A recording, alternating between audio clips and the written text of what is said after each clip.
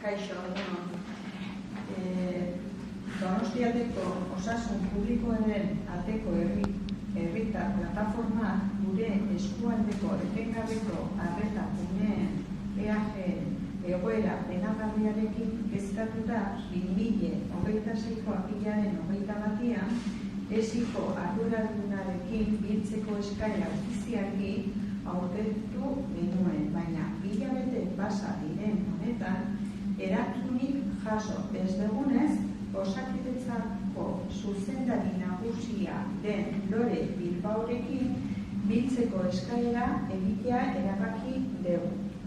Batetik, jakin dezan gure esiko arduradunek ez gaituztela hartu, eta bestetik, ondoren daukazuen aurtengo apirilaren aurkeztutako idatzian jartzen zuena indarrian jarraitzen duela azalduz, konponbideak galde egiteko.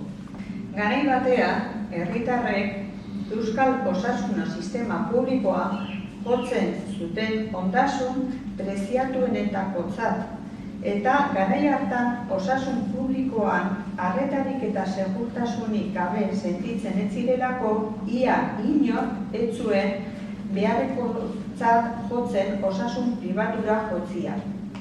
Jaurlaritza berriak arazoak zeudela onartu zuen, eta konponbideak aurkitzea lehentasuna izango zela adierazi zuen. Horretarako, osasun itun bat sortu dute, porrot izan dena, eta zilegitasuna galdu duena. Herri plataformak baztertuta eta desekzionatutako parte hartzaile asko aldenduta. Osakidetzako ia sindikatu guztiek adibidez. Egoera okerra egin du. Adibidez, Donostian 3 zentrotan jaso beharko litzateke arreta medikoa.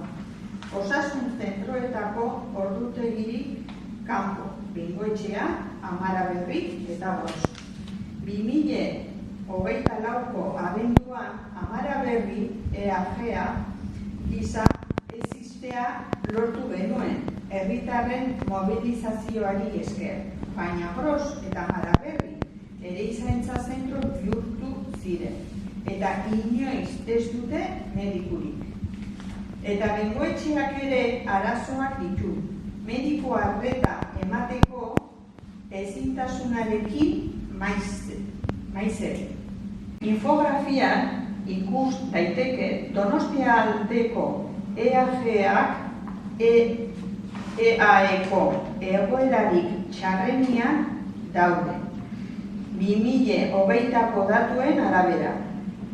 2025ean egoerak okerrera egiten jarraitzen du. 2024ko udako datuarekin alderatuta 2,3 medikuri gabeko txanda gehiago baitago 2025ko udan.